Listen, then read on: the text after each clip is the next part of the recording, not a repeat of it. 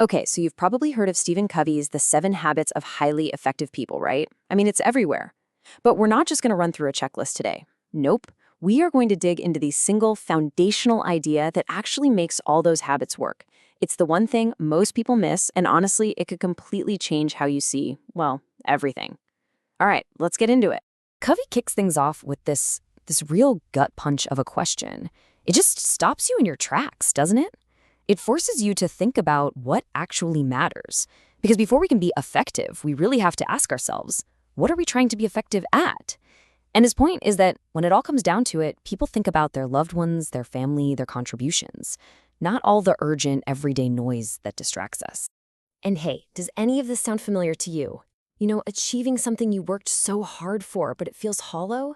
Or being busy all day long, but at the end of it, you wonder if you made any real difference? Maybe your success at work is costing you your family life. These aren't just random problems. Covey says they're all symptoms of a much deeper issue. It's like that classic image, climbing the ladder of success, busting your butt to get to the top, only to realize the ladder was leaning against the wrong wall the whole time. So, what is that deeper issue? Well, this is where Covey's diagnosis is just brilliant.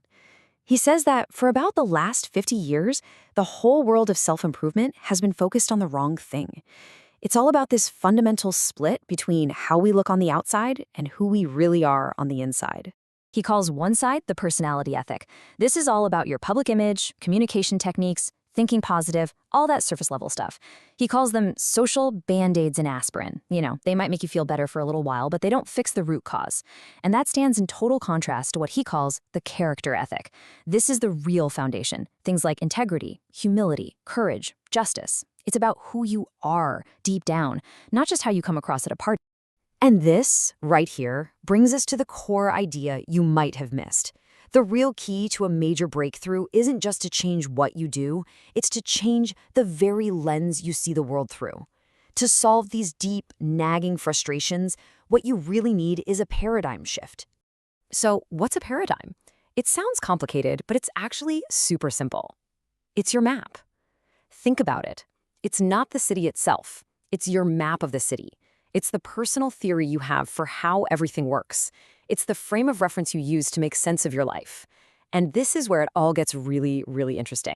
Covey tells this amazing story to illustrate the point.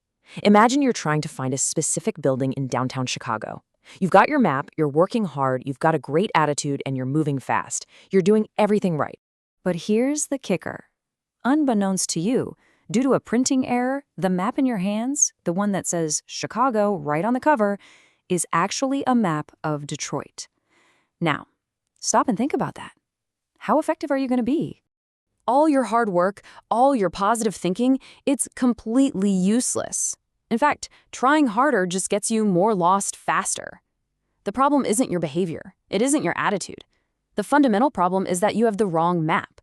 And this is his whole point. If our underlying paradigm, our map, is flawed, no amount of hustle is ever going to lead to true effectiveness. To really drive this home, he tells another incredible story. Picture a massive battleship plowing through thick fog at night. The captain sees a light dead ahead on a collision course. He gets on the radio and signals, "Change course 20 degrees." A voice comes back, "Advisable for you to change course 20 degrees." Well, the captain is furious. He signals back, "I am a battleship. I repeat, change course 20 degrees." And back comes the calm, final reply, "I'm a lighthouse." The battleship had to change course.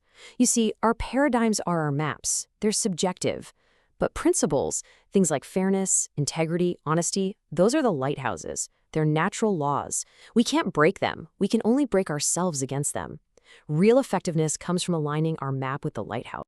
So that whole battleship and lighthouse thing, it's the perfect setup for what Covey calls the inside-out approach. See, before you can have success with other people, the public victory, you have to get your own ship in order first. This is the private victory, and it's built on the first 3 habits. Be proactive, begin with the end in mind, and put first things first. And the absolute foundation of mastering yourself comes down to this one idea. Between what happens to us, the stimulus, and how we react to it, the response, there is a space. And in that little space lies our power to choose our response. This is the very essence of being proactive. It means recognizing that you are responsible for your own life. You have the responsibility, the ability to respond based on your values, not just react based on your feelings or circumstances. And you can literally hear this difference in the way people talk. Reactive language blames everything on the outside. There's nothing I can do. He makes me so mad. It gives away power. But proactive language takes ownership. Instead of I have to, it's I choose to. Instead of he makes me mad, it's I control my own feelings. The words we use both reveal and reinforce the map we're living by. So, how do you find your own internal lighthouse, your core principles? Well, Covey suggests this incredibly powerful exercise. Just take a moment and imagine you're attending your own funeral.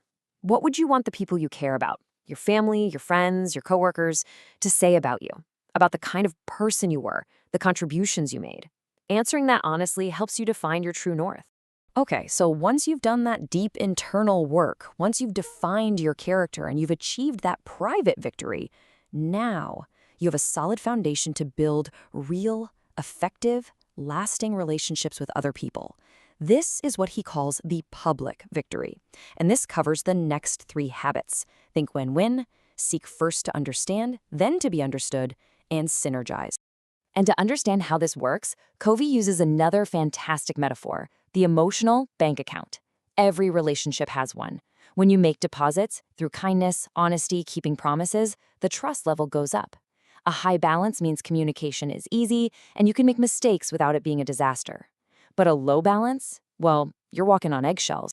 And the deposits we make into this account, they're not usually these huge, grand gestures. It's the small, consistent things that build the most trust. It's keeping your word. It's simple kindness and courtesy.